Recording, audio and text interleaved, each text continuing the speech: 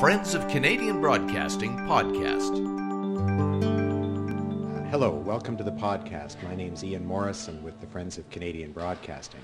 I'm standing in the Toronto Film Studios today where a news conference is happening about the deregulation of satellite and cable companies by the CRTC.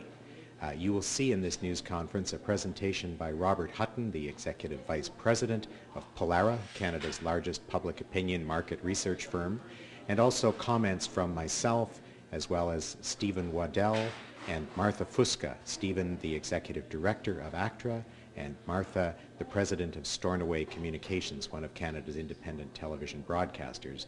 Hosting the event is the famous actor RH Thomson. Welcome to this podcast.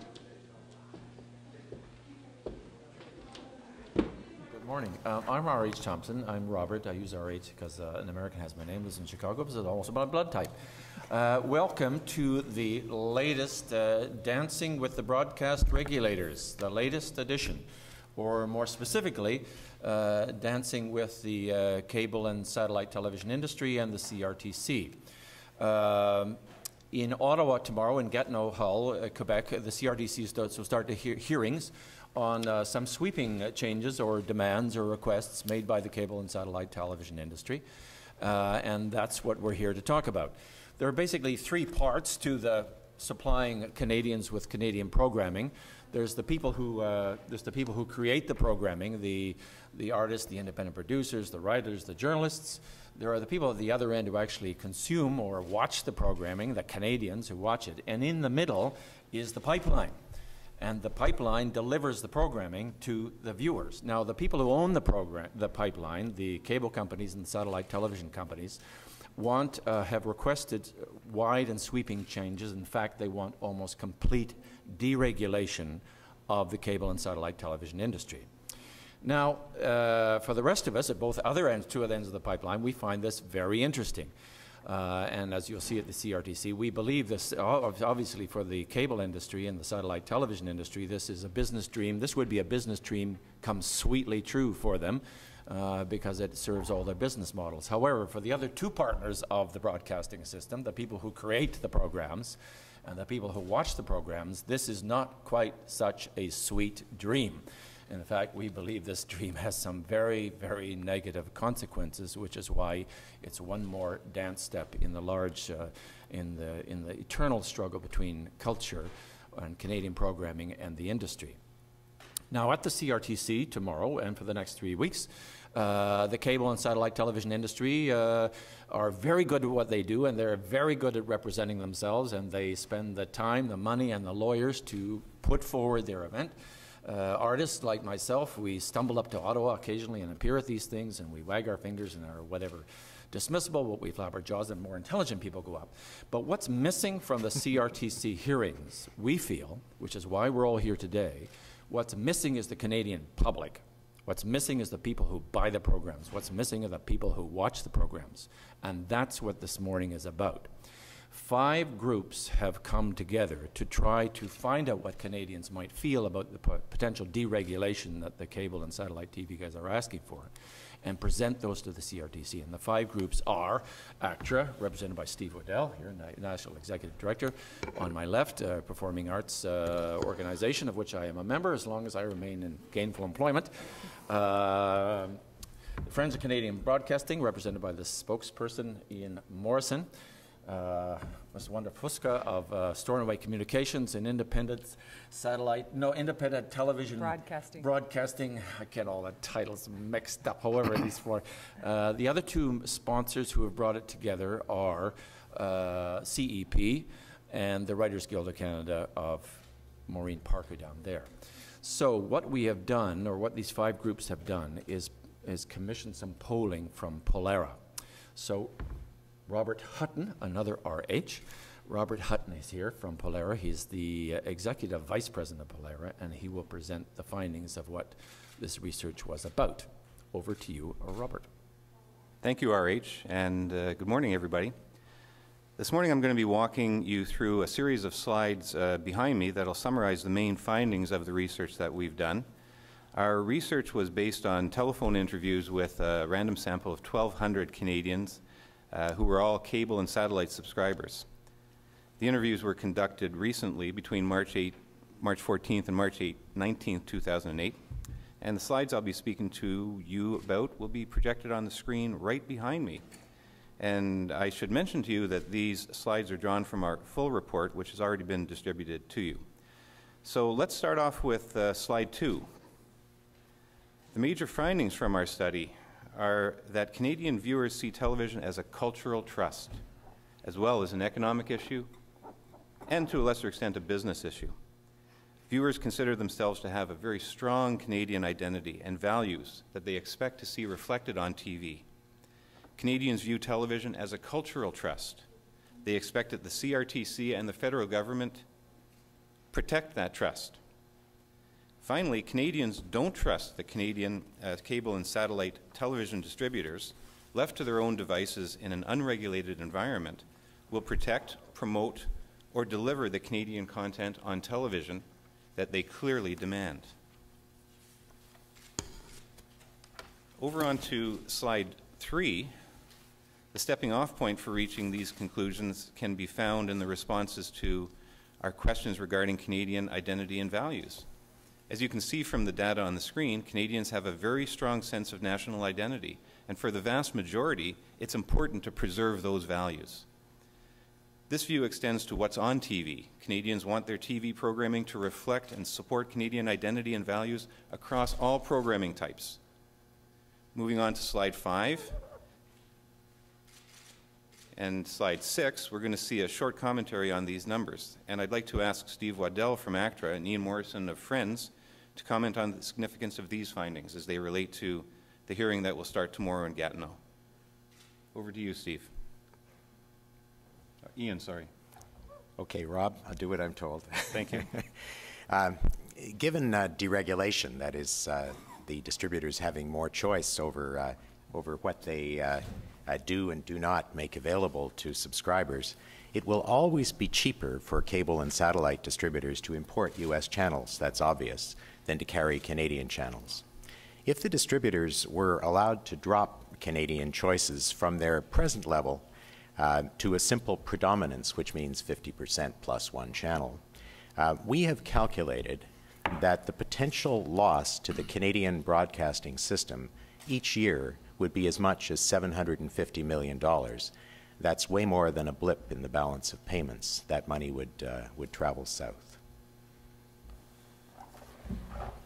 Thank you, Ian. Good morning, everyone. Friends, we need more Canada on TV, not less. ACTRA, our creator colleagues at the Writer and Directors Guilds, Canadian producers, and now the CRTC and its experts agree that we don't have enough drama programming on television. Drama is the hardest to produce, the toughest to finance, and the most important to our cultural identity. Most programming services and broadcasters sell advertising and spend money on producing or licensing Canadian programming based on what they receive from advertising revenues. If these channels are squeezed by the increased power of cable companies or replaced altogether by U.S. channels, that's less ad revenue and thus less spending on Canadian programming.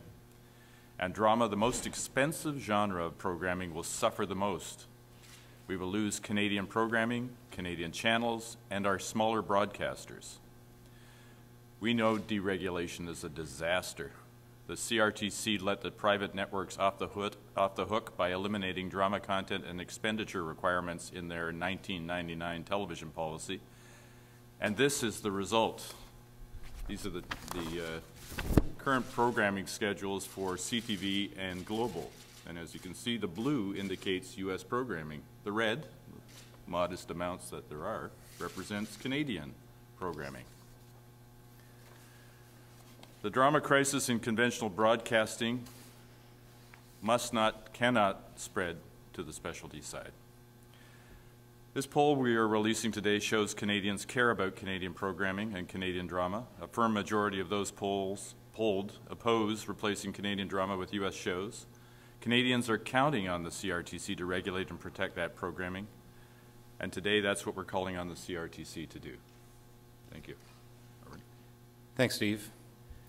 On slide 7, we'll see how strongly Canadians feel about preserving Canadian content on the small screen. Our research shows that most Canadians are prepared to pay more to protect and to enhance Canadian programming when that fee increase is specifically marked for Canadian content.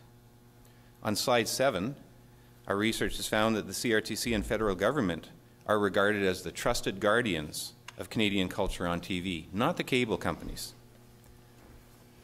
On slide 8, we see that there's a clear cultural trust placed on the CRTC and federal government to ensure that Canadian programming stays healthy.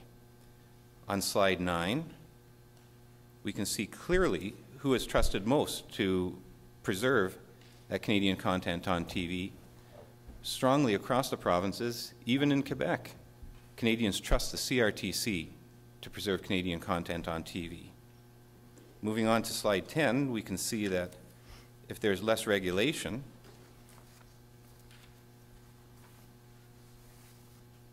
the cable and satellite companies are not trusted to promote and deliver Canadian content.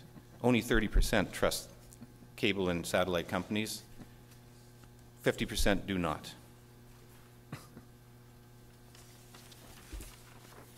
We found that Canadians believe that less regulation of the cable and satellite industry could damage Canadian programming, independent television channels such as Stornoways, and viewers who want Canadian choices available to them. On slide 11, we see that 55% believe the industry, which is significant to our economy, would not survive deregulation. On slide 12, we see that 9 in 10 believe that regulations are needed, which reaffirms the central role of the CRTC. On slide 13, we see that Canadians believe their interest would be hurt if cable and satellite companies were allowed to choose their channel lineups. And on slide 14, we see that almost 3/4 of respondents believe that less regulation is likely to have a negative impact on Canadian TV by reducing the choices of Canadian programming. Now I'd like to ask Martha Fuchsia to comment on these findings as they relate to the upcoming CRTC hearing. Martha? I didn't know that my name was going to be so difficult to pronounce, so it's Martha Fuchsia, President and CEO of Stornoway Communications. And we run 3 of the specialty digital channels, iChannel, Public and Social Affairs Issues Channel, BPM TV, a dance channel, and the Pet Network. So I hope that someday you'll all come, stay for a while. In any event, these results clearly point out that Canadians strongly support regulations that ensure access for independently owned broadcasting companies on both cable and satellite distribution systems in Canada. Apart from Stornoway Communications, you should note that folks like APTN are independent, as is Xfox that owns Vision. There's the Weather Network. There are a handful of us that if the CRTC should choose to go ahead with the requests by the cable and satellite companies, we would all be hard-pressed to be here in a year or so from now. So I'm delighted to see that Canadians actually support the fact that we exist and that we should continue to exist. The CRTC could clearly make or break the sector depending on their decisions. And finally, our research shows that the hearing, which begins in Gatineau tomorrow, will be discussing solutions to what the poll clearly shows are non-existent problems, and particularly in light of how the Canadian consumer feels. Thank you very much for your time and attention today, by the way. We're very grateful. Finally, on that point, thanks, Martha. We'd like to go to slide 15, which I think lays out quite clearly that the public's satisfaction with the cable and satellite industry as service providers is very high. However, Canadians don't trust those companies to protect, promote, or deliver Canadian culture on TV. Indeed, they expect negative outcomes for Canadian content if cable is deregulated. On slide 16, which is a very important finding, only 15% are aware of these discussions at the CRTC and what's being contemplated today. Thanks, and over to you, Ian. Thanks very much, Robert. That last point is somewhat instructive. 15% of Canadians say they're aware that this is being discussed at the CRTC, and 83% said no, and the rest don't know whether they do or do not know. And therefore, we feel a responsibility to try to bring the opinion of the Canadian public before the Commission through this event and through our various appearances at over the course of the next 3 weeks. We're open to questions now. There's a live webcast of this event taking place and a subsequent podcast, which means that the questions should reach us through a microphone, a wireless mic, which my colleague Jim Thomson has. So as you signal you wish to ask a question, please, Jim, pass the mic. This is just really simple, but could you just talk a little bit more about Stornoway and why you're a little bit different? I just don't know too much about Stornoway, so if you could just describe your situation a little bit. Yeah. Stornoway is part of actually a slightly larger group that's made up of what we call the independent broadcasters, and we are neither part of a vertically or horizontally large company. In other words, we don't have any affiliation with any cable or satellite company, and we're not affiliated with either CTV or Global. Clearly, if you have been looking at what the call asks for, the cable and satellite companies want to get rid of such rules, for example, as the 5-to-1 rule. Currently, what it means is that for every Category 2 service that you have that's independently owned, the cable and satellite companies, for every one that they launch that belongs to them, they would have to launch 5 that are independent. So that gives the smaller players, the smaller independent players, the opportunity to launch, other channels if they wish.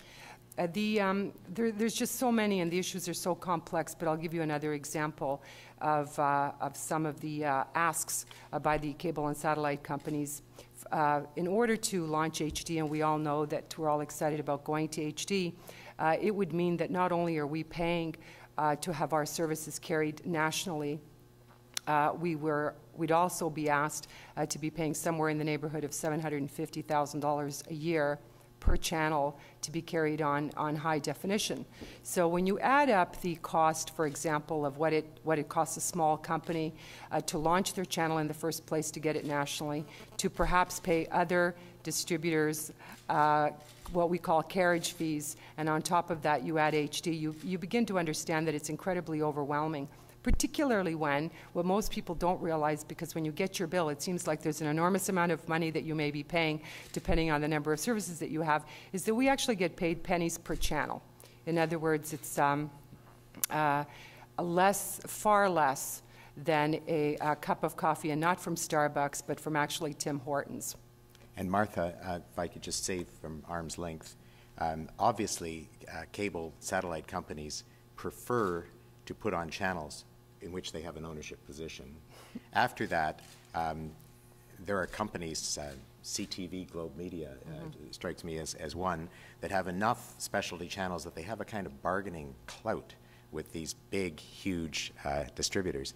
And then there's a third category, of which I guess there might be about 8 in the system, of which Stornoway is one, who need help from public policy to ensure that there's a little bit, even a little bit, of shelf space available in the audiovisual system for their signals. And the poll makes clear that the Canadian public agrees with you. Thank you. You've sparked just another thought. When we applied for these specialty digital channels, so Stornoway actually has only been in existence as the communications part of the company, because we've been around since 1983 as producers, but only since 2000. And when we went to the CRTC to apply for our channels, there were certain commitments that we made and certain commitments that the CRTC made to us. And after having spent tens of millions of dollars at this stage, we're very hard-pressed to find or to discover why it would be that the CRTC could possibly consider reneging on the commitments that they made to those folks that launched in 2000, of which we're actually the only survivor, I might add. How about another question?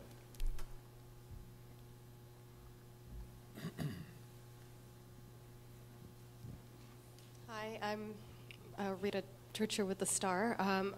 One of the things that Rogers has said is that the regulations that exist now are very cumbersome, and they're forcing people to seek alternatives, some of them in the gray market, some of them completely illegal. And there's a debate about what constitutes consumer choice. So I guess I'm kind of curious to know from any one of you what your view is on that, because your survey results today indicate that there's a different view of what constitutes consumer choice. So I'm curious to know what your response to an argument like that is, that cumbersome regulations will force Canadians outside of the system in increasing numbers. Well, let's give you a staccato response from Martha, Steve, and myself, and just to head it off. These so-called cumbersome regulations have presided over a situation in the last several years where subscribers have increased by 9%. That's not bad for cumbersome regulations. What the cable industry really wants is to have more decision-making power and less in the hands of the broadcasters. They talk about a marketplace. They are the market forces. If there were to be real competition in delivery of programs in this country, it would come because American distributors were allowed in to compete. Right now, we have a series of territorial monopolies. Steve? The situation with respect to the cable companies is such that they're doing very well, thank you. Their profits are substantial. And where the problem lies is with Canadian production. It's with the inability of Canadian producers to obtain enough money to produce Canadian programming, to be seen on conventional television. I hold up those charts again. There's a need clearly in this country for regulation. The absence of regulation has caused a situation in which there is very, very little Canadian drama production on television. That's our focus, actress focus, that of the Writers Guild and Directors Guild. And we continue to bring this issue forward to the Canadian public, to the CRTC. The CRTC, in our view, should not be going toward further deregulation. Rather, the CRTC should support regulation of the BDUs, continuing to regulate the BDUs, and in our view as well, reinstate the content and expenditure requirements on the private broadcasters. And the public agrees with us on that matter. Absolutely. Steve, and RH wants to come. From the artistic community and from the creative community's point of view, regulations can also be read as obligations and responsibilities. Mm-hmm. And when someone doesn't like something, you say it's a regulation, and every business can do with less regulations because they do better. But from a Canadian's point of view, it's actually an obligation and responsibility to the community that you live in. And the community is the viewers and the community of Canadians who want to see their own people on television. They want to see their own stories. They want to see their own local news. They want to see their own local pet channel. So sometimes in the cable argument, if you remove regulation and actually say it's an obligation and responsibility, then I can see how the ecosystem works better for me. And it's a constant wanting to remove any obligation or responsibility beyond a business model version of life. And the broadcasting system is about Canadians talking to Canadians. That's what it's about. So it comes with responsibilities. It comes with obligations if we're going to have a country. Here.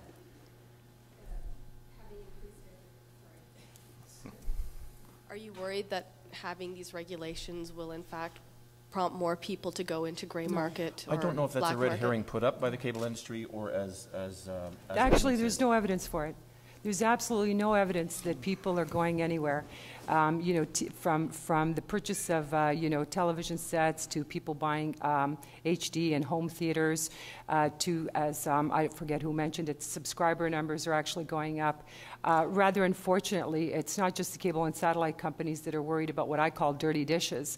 There's, I guess, always going to be some very small segment of the population that's going to turn to illegal means, to get whatever it is that they want to get. And television is not an exception. In fact, viewing to television has actually gone up, particularly in the older demographics, but in the younger, where people would suspect that they would be spending more time on the internet, this is also not true at all. What's happening is that the younger demographics are actually consuming alternative media, including the internet, alongside of television. So there's There's no evidence to support their statements. And Rob Hutton, anything from your research to add? Well, Ian, I'd just like to add to what Martha said by saying that all of the data that we see says, number one, that people want Canadian programming. They clearly want that. They're not canceling due to programming issues. That's clearly not what's happening. They're not abandoning the cable industry because of programming, and only a relatively small number are abandoning for price. So it clearly suggests in the numbers that there's nothing really broken here that needs to be fixed. In fact, what's clearly being said here from Canadians is that they're quite happy with the programming. They want Canadian programming. They entrust the CRTC with that, which by implication means that they want some regulation on that to ensure that they are having the programming that they desire protected. Someone else?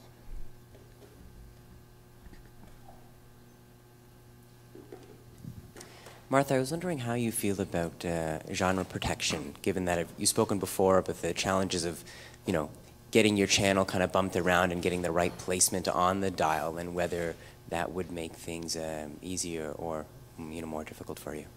Well, you know, I feel quite strongly about genre protection for two reasons. One is that I'm, for better or for worse, a fierce nationalist, and I think that if we can provide Canadians with a genre of programming that exists in Canada, God only knows why we'd actually go either south of the border or elsewhere.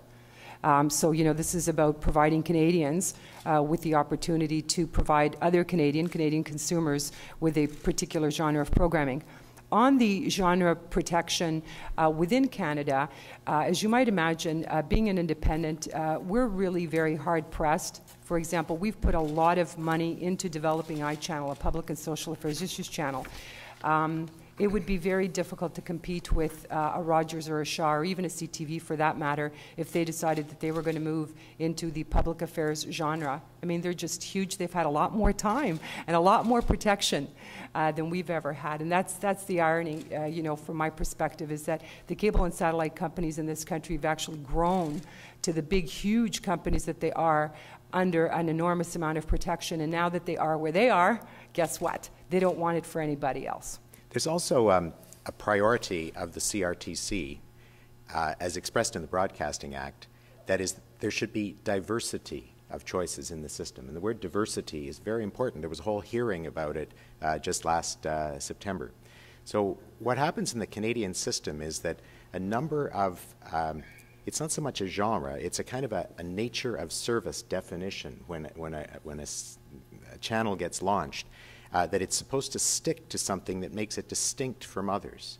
If you take away that nature of service requirement, then what ends up happening is that every channel has an economic incentive to become more mainstream, to move in the direction of popular taste. And what you get overall is a more homogenized system and less distinctiveness, less diversity. So there is a public policy reason to support the concept of genre protection. It comes from the Broadcasting Act, and again, the poll demonstrates that Canadians like that.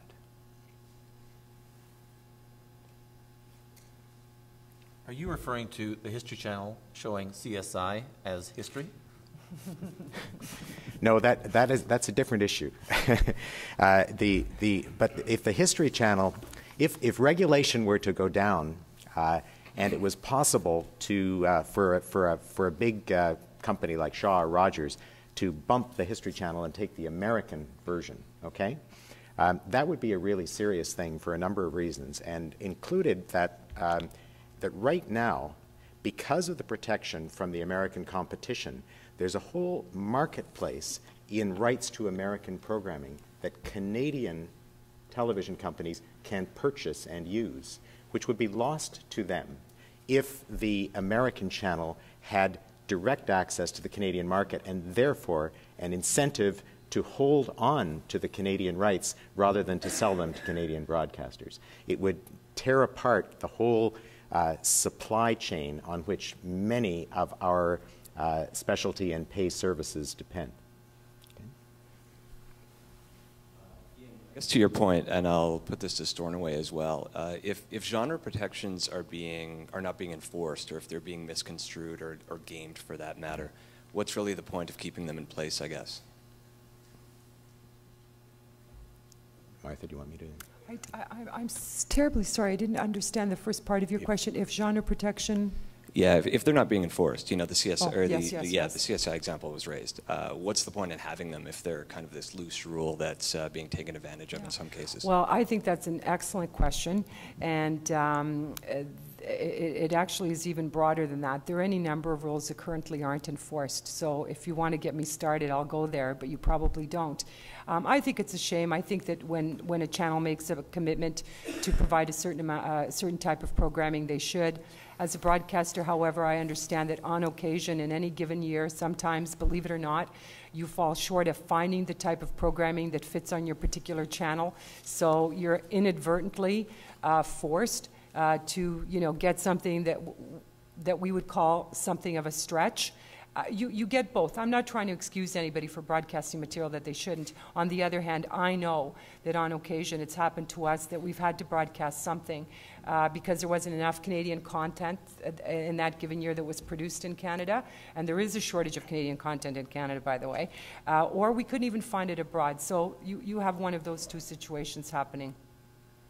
But you addressed it to me as well, and at the risk of slightly repeating, I would just say it's very important, and the poll demonstrates this, that there be diversity of choices in the Canadian broadcasting system. It's not just the quantity of Canadian programming, it's the types of programming. And so the genre system has a value, and that value is to prevent services from moving. You could argue about one issue like the CSI issue, but that would be less than 1% of the schedule of that channel. We're talking about the 99% of the schedule. It is being kept distinct from other services rather than moving all in the same direction, which is more of a characteristic of the American audiovisual system, by the way.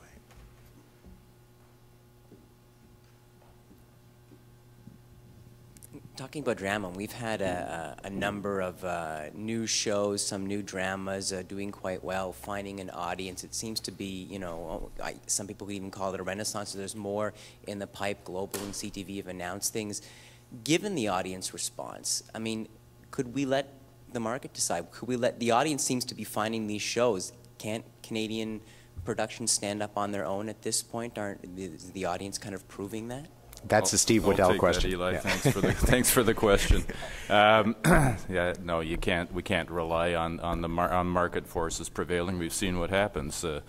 I talk about the disastrous 1999 television policy that the CRTC brought about, which eliminated the content and expenditure requirements, and we saw what happened. We had 12 one-hour TV series prior to 99, and after 99, within a couple of years, we were down to 3, and that's where we've been ever since.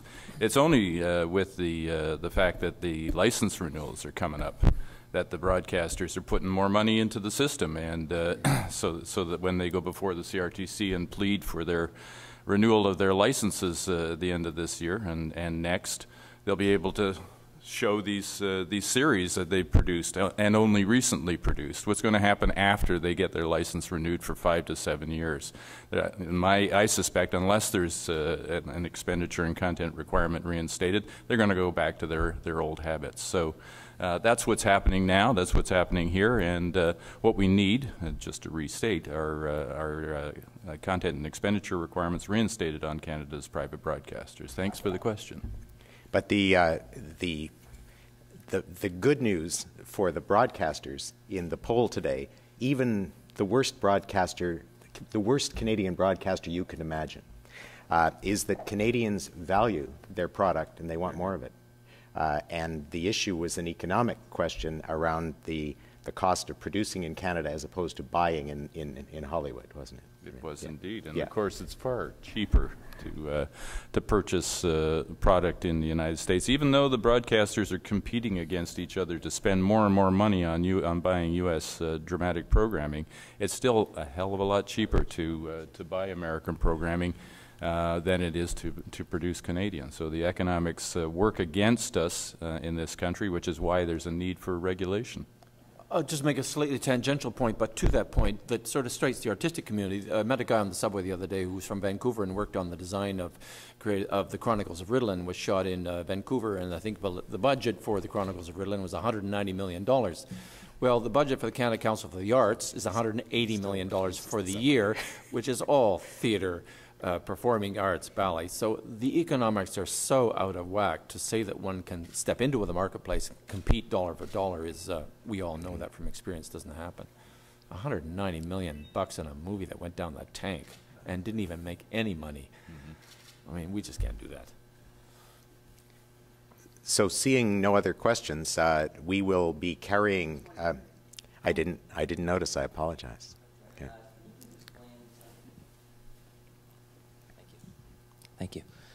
Can you please explain how the economics of production costs in the United States, how much the costs are spread over a much larger market, and how then the content is effectively dumped into the Canadian market? Can you please explain that? Well, sure. I'll take a kick at it, and possibly Steve Waddell or Martha might want to expand. But the population of the United States of America, give or take, is about 300 million people. Canada is essentially two markets: an English-speaking market, a French-speaking market. Canada's 33 million. Take away the 6 or 7 francophones, and you have a 26 million anglophone market, give or take. So 26 is what, something like 8% of 300 million. So it's possible to recoup and make a profit in Hollywood on drama shows, which might cost, I'm making the figure up a little bit, $10 million an hour to produce. And it's possible for a Canadian broadcaster like, well, the newcomer Rogers or CTV or Global or Martha, if she felt particularly rich, to rent the opportunity to show one of those hours 3 times for about $300,000. Okay, $10 million production cost, $300,000 Canadian exhibition cost. The cost of having a similar program made in Canada would be, let's say, it'll be a lower production value, but let's say $1 million, you know, something like that. The broadcaster would typically have to put in perhaps as much as a third of that. It gets complex where the rest of the money comes from. Then you have the benefit of the simultaneous substitution policy, where when you broadcast at the same time one of those American blockbusters, you increase your effective audience by getting all of those border signals through the cable and satellite distribution to carry your ads, so that it's just always more profitable to buy than to make. And the whole Canadian broadcasting system over 40, 50 years has involved a cross-subsidization of the losses on Canadian production of high production value drama by the profits from purchasing Hollywood programming. It's as simple as that. Something like that. Yeah, you covered it. Yep. Yeah. Pardon me? No. So I think we've reached the end. I just want to thank you. I wanted to say on behalf of the sponsors, thanks to Polara. We thought this was a really good piece of work you did for us, and we're intending to take the message to the CRTC. I think it was, Rob, your initial words, which are probably the most important. The Canadian public believes that the CRTC is holding on its behalf a cultural trust. And something like 70% of Canadians believe that. 8% of Canadians would like to delegate that to the distributors. Yeah. Right. Yeah. Thanks. Thanks.